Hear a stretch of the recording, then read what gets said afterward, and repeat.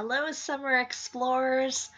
I'm Miss Kay, and this is the virtual classroom that I'll be in for the next 3 weeks. Though I'm sorry we're not together in person at the Schuylkill Training and Technology Center at the Marlin campus, I am quite happy that we were able to still have Summer Explorers this year, even if it needs to be in a virtual way. Adapting, changing the way we do something, is one of the most important skills living things need to be able to do in order to survive. Lions need to be able to adapt when their food source goes to other areas of the plain. Plants need to be able to adapt when they don't get enough sunlight in a particular week or weeks. And we, human beings, we've had an important job of having to adapt during this pandemic. But I hope not only have you survived, but that you've thrived. You've become better and stronger thanks to this experience. I hope during the next 3 weeks that I can help you to have a thriving Summer Explorer experience. Let's get started. During week 1, we are going to explore careers. Now, many of the instructors that you'll see in the videos this week are actual instructors at the Schuylkill Training and Technology Centers. I'm sorry to say, I am not one of those instructors. I'm not a worker at the Schuylkill Training and Technology Centers. However, the career that we are going to explore in this session does have a related program at the Schuylkill Training and Technology Center. So, let me show you 5 very influential people. Can you name any of them?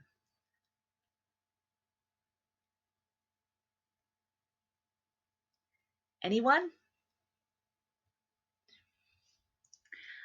If you're not able to name any of these 5 people, I'm not surprised. I called them influential because they're influential in my life, but they're not very famous. These 5 individuals are the top 5 teachers in my life. These are the people that really led me to choose teaching as a career. I'm going to start at the bottom here with my mom and dad. My mom and dad were my first teachers, and I believe they've been my best teachers. They've been my biggest cheerleaders in everything I've done in life, and I'm so grateful to have had the parents I've had. Over here is a picture of Mrs. Shellhammer. She was my first and second grade teacher. I was very fortunate to spend 2 years in her classroom, first grade and second grade. Mrs. Shellhammer just taught me to love school. I couldn't wait to get to school in the morning, and I hated to leave at the end of the day. I enjoyed being with my classmates. I enjoyed the things we did in first grade and second grade, and I have lots of memories that I still can think back on, and that was a lot of years ago. In the middle here is my 5th grade teacher, and that's Mr. Panzarella. Mr. Panzarella was an amazingly creative genius. He helped me to think outside the box. He came up with ideas that no other teacher in the school had, and he helped his students, us 5th graders, to implement them. Mr. Panzarella wasn't at our school very long, but in the time that he was at the school, boy, did he do some amazing things. And lastly, over here is Mrs. Conway. She was my 6th, 7th, and 8th grade math and science teacher. I wasn't a big fan of math or science until I had Mrs. Conway for a teacher. She really helped me to love those subjects and to love school in those later elementary school years. So for me, these are 5 people that, again, helped me to choose teaching as a career. Here's a little bit of information about the teaching career come 2030. That's about the year when many of you will either be in college, finishing up college, entering the workforce. Maybe you've been in the workforce for a little bit and you're still deciding on your career. I am happy to tell you that preschool, primary, secondary, and special education school teachers are going to be in demand through 2030. So that's a really important part of picking a career, knowing what careers are needed. And teaching is a needed career.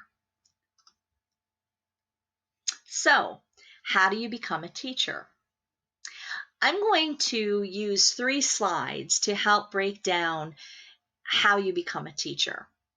I believe the first thing that you need to decide is, who do you want to teach? Do you have a special love for the little kids, the toddlers, the 3, the 4, the 5-year-olds, the preschoolers? If so, then early childhood teaching is for you. Maybe you like students to be a little bit older, like the kindergarten, first, second, maybe fifth, sixth grade level. If so, elementary school teaching is for you. If you like the big kids, the teenagers, then high school teaching is the place to choose. I want to point something out here. High school teachers pick a specialty. So when they go to college, they take about 2 years of their college studies learning a particular subject. For example, they might pick mathematics. 2 of their 4 college years will be spent doing a lot of mathematics courses. And when they finish college, they will become mathematics teachers at the high school level. A little bit different at the elementary school teaching and early childhood levels. When we study in college, we learn about all of the subject areas because ultimately most elementary school teachers and early childhood teachers are self-contained teachers. And what that means is everybody stays in your room for most of the day, and you teach language arts, math, science, and social studies to that same group of students. Therefore, we spend 2 out of 4 of our college years learning to teach language arts, math, science, and social studies. One more career choice in teaching is that of a special education teacher. If you have a special love for students that have special needs, then you might want to become a special education teacher, either at the elementary level, pre-K to 8, or at the high school level, grades 7 to 12. Once you know who you want to teach, the second thing is meeting the education requirements. First, you have to finish high school. You need to have a high school diploma in order to be accepted into college. In college or university, you need to attain a bachelor's degree in education. If you're an early childhood major, then you will earn a bachelor's degree in early childhood education. Secondary teachers at the high school level, they will earn bachelor's degrees in their subject area like mathematics, education. And of course, we elementary teachers earn bachelor's degrees in elementary education. As part of your teacher preparation in college, you will have had to complete a successful student teaching experience. Usually, this is your last semester of your 4th year of college when you will be assigned to a school or schools and you will have a cooperative teacher. That cooperating teacher will guide you through about 12 to 14 weeks of student teaching. You will be lesson planning, you will be teaching, you will be evaluating, assessing, you'll be part of parent-teacher conferences. You get a real taste of what it's like to teach and apply the skills that you've been working on in college. Once you've met these education requirements, most teachers go on to step 3, which is to become certified in your state. Now, we live in Pennsylvania. So in Pennsylvania, these are the certification requirements. 1, you have to achieve passing scores on the praxis exams. You'll take a core academic skills exam, which is a little bit of reading and writing and listening and speaking. You will also have to take your subject assessment. This is what you spent those 2 years in college learning. For secondary math teachers, it's mathematics. For elementary education teachers, it's elementary education. For special education teachers, it's special education. Once you have your bachelor's degree and your passing scores on your praxis exams, you are ready to apply in Pennsylvania for a level 1 instructional certificate. Now, I have over here that that's temporary. That means that is only good for about 6 years. 6 years of full-time teaching is where that level 1 certificate will take you. At the end of 6 years, if you want to continue teaching as a certified teacher, you've got to earn your level 2 certificate. I have down here, that's a more permanent certificate. In order to attain your level 2 certificate, you have to do 24 credits of coursework. That means back to school. You can earn your credits either through college university courses or through intermediate unit courses, like the Schuylkill Intermediate Unit 29 offers some courses. Many teachers will pursue their master's degree, which is another degree on top of their bachelor's degree, since 24 credits is already required for your certificate that's more permanent. Master's degree programs are 30 to 36 credits. So many teachers say, what's 6 or 12 more credits? That's what I did. When I was working for my level 2 permanent certificate, I had gone to Bloomsburg University and Wilkes University, where I earned my master's degree, and that's also where I got my 24 credits for my certificate that was more permanent. In Pennsylvania, you also need to complete an induction program, which is when you are a full-time teacher in a school or district and you are assigned a mentor who again helps you through that very first year of getting used to all the new things of being a teacher. And lastly, you have to have 3 to 6 years of experience before you can apply for your level 2 more permanent certificate. That leads us to D. In order to keep your level 2 certificate active and be a certified teacher, you have got to continue to learn every 6 years a minimum of 180 hours of coursework. Again, you can do that through college university classes, through IU classes like the Schuylkill Intermediate Unit, or through some other classes that the state approves. If you do not do your 180 hours every 6 years, you lose your certification. And what that means is you will get a pay cut. You could lose your job if your job requires a certified teacher to be a certificate to be in that position. So you do want to maintain your level 2 teaching certificate for as long as you want to stay active as a teacher. That brings us to some jobs. The first side has certified teacher jobs. When you become a certified teacher, you can work full-time in a school district as a teacher of early intervention, elementary, secondary, or special education. Many school districts require their substitutes to not only have bachelor's degrees, but to be certified as well. So you can become a substitute teacher if there aren't any full-time openings, which is often the case when you first come out of college. Certified teachers can work in private schools, charter schools, cyber schools, or even preschools. Non-certified teacher careers.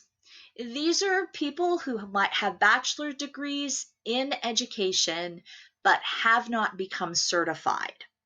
I know some teachers through the years who had a hard time passing their praxis exam. They didn't get a passing score the first time. So here are some career options for them to take on while they pursue those passing praxis scores. Some districts will allow their substitutes to be non-certified.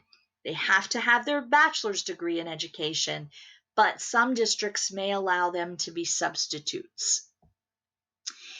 Also, working in schools are behavior support personnel, a therapeutic staff support worker, or a behavior specialist consultant. That's what the TSS and BSc stand for. These are people who help students that need some guidance with their behavior in school. And so these individuals will sit near them, these students, to help them, will follow them from class to class, and assist them in any way possible. So behavior support personnel is another option for non-certified teachers. You can become a tutor, you can become an online instructor, you can be a teacher assistant, a coach, a youth minister for a church, and I just want to highlight this one for a minute, educational specialist for a company. Not all teachers work in schools. Some teachers actually work for businesses. The teachers are the trainers for the workers. So if a business has to have a training on special healthcare precautions that the workers need to take, the educational specialist teacher will teach the workers those necessary precautions. So again, not all teachers work in schools. As I said before, these career options of non-certified teachers might be chosen while teachers are trying to pass their praxis exams. And the good news about that, again, praxis exams can be taken more than once. So if you don't pass them the first time, you can take them again.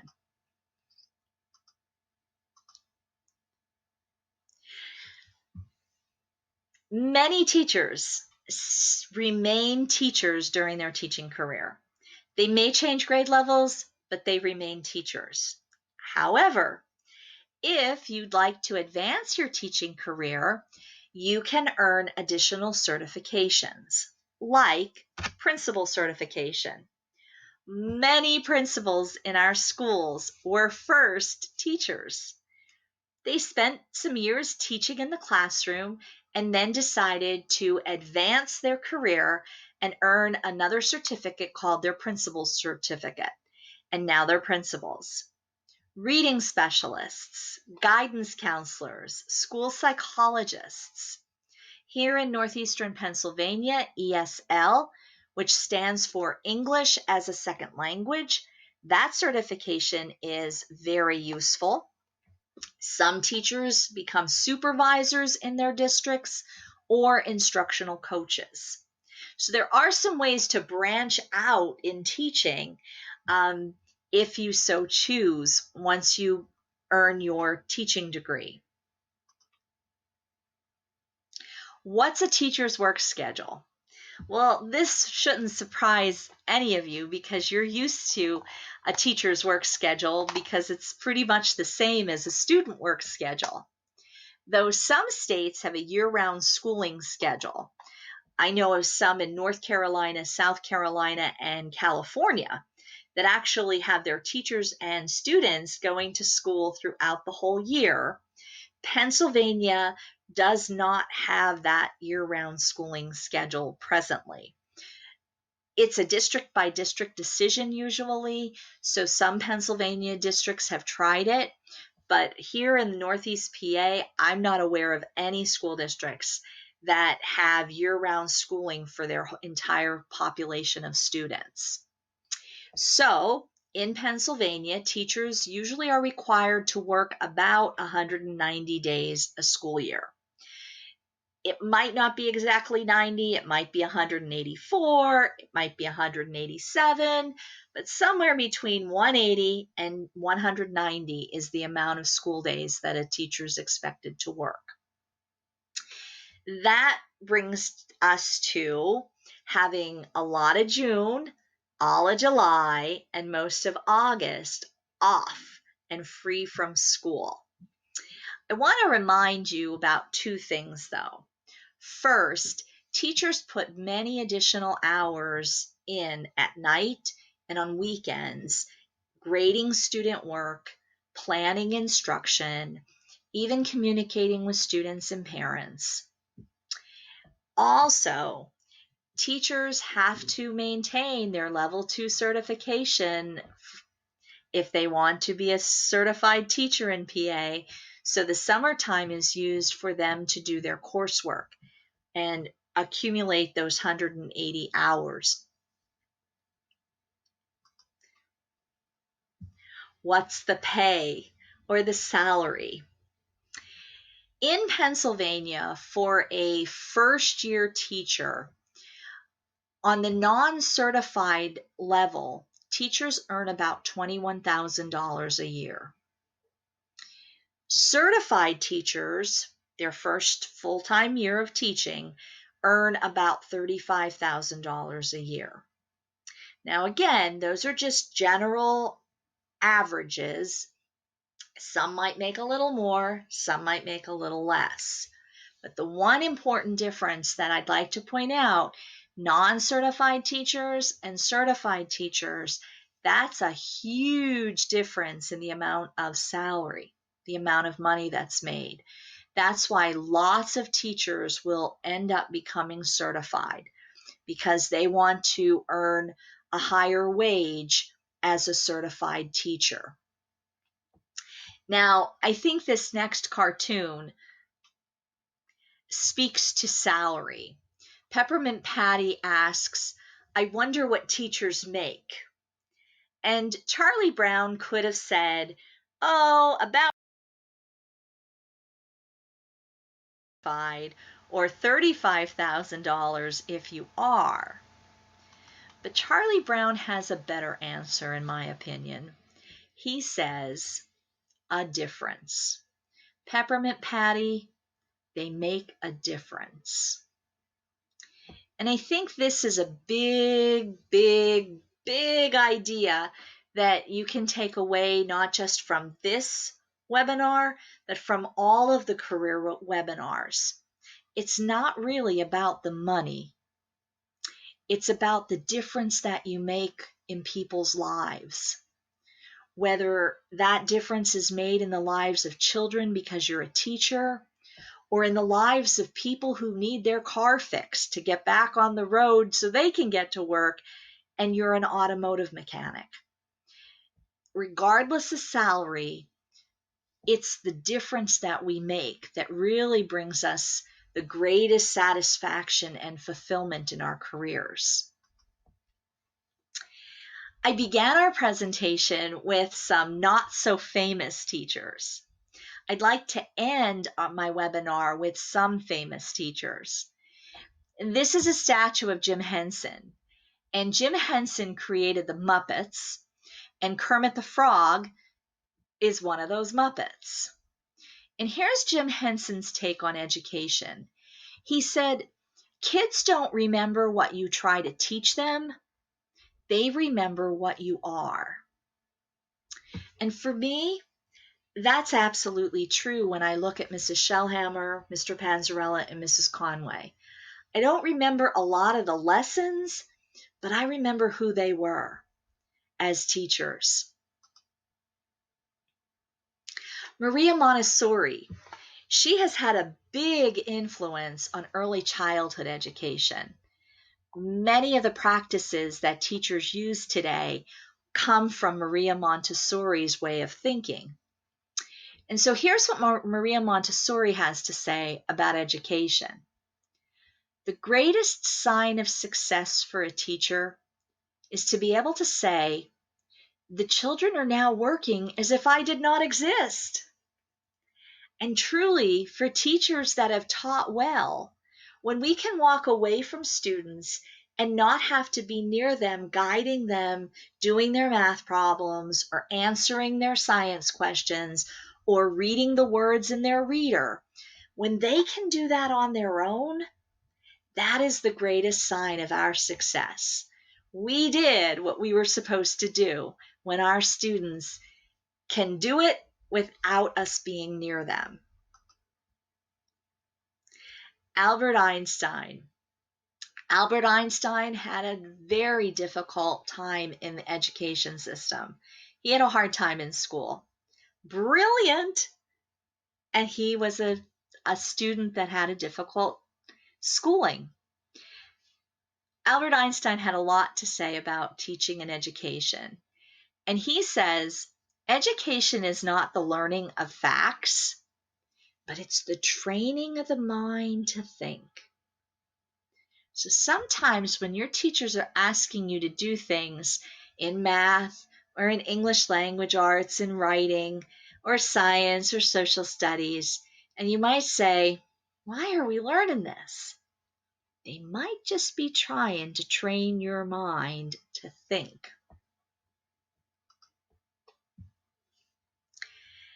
Anne Sullivan, she was the teacher of Helen Keller.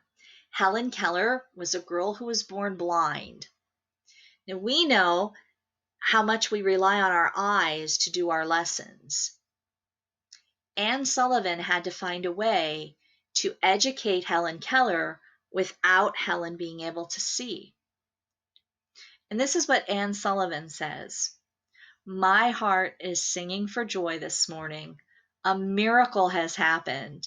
The light of understanding has shone upon my little pupil's mind, and behold, all things are changed. We teachers feel that way when our students understand something. When the light bulb goes on in their minds and they now understand something, we feel like a miracle has happened. So, what are qualities of teachers? To be a teacher, you have to be a lifelong learner. Remember, every 6 years in Pennsylvania, you have to keep learning and doing 180 hours worth of learning every 6 years to maintain your certification. You have to be patient.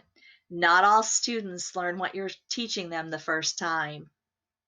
Teachers are accountable. Teachers are adaptable. In order to survive, we've got to be able to change and do things differently. Teachers are organized, knowledgeable, we're creative. We want to be team-oriented, compassionate, and number 10 is passionate. I think that applies to all the careers you're learning about. Be passionate. Love what your career is. Because when you love what you're doing, it really makes your career more than a job. It's your way of life. I'd like to end with one more teacher. This is Mr. Rogers. You're too young to know this, but Mr. Rogers had a television show. And every day he'd come on the TV and he'd try to teach young children through his television show. Mr. Rogers spent his life as a teacher. What he says here is we all have different gifts. So we all have different ways of telling the world who we are. I'd like to put on this video for you. Just a minute, we're going to watch of it with Mr. Rogers.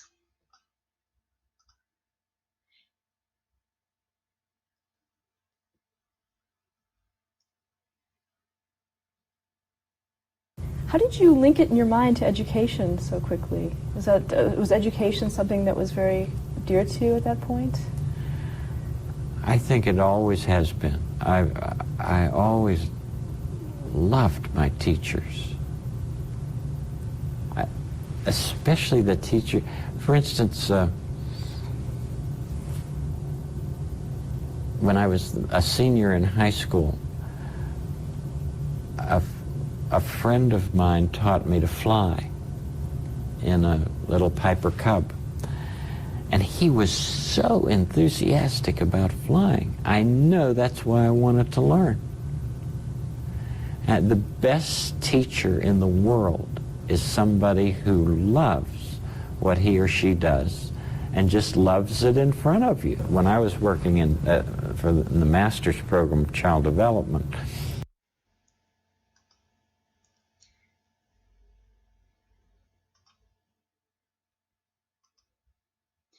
The best teacher in the world is someone who loves what he or she does and loves it in front of you. Fred Rogers was onto something. When I shared with you those 5 teachers at the beginning of this presentation, they are people who loved what they did and they loved it in front of me. I'd like to thank you, Summer Explorers, for your kind attention. And I look forward to seeing you in our live Zoom or Google Meet session coming up. See you soon, guys.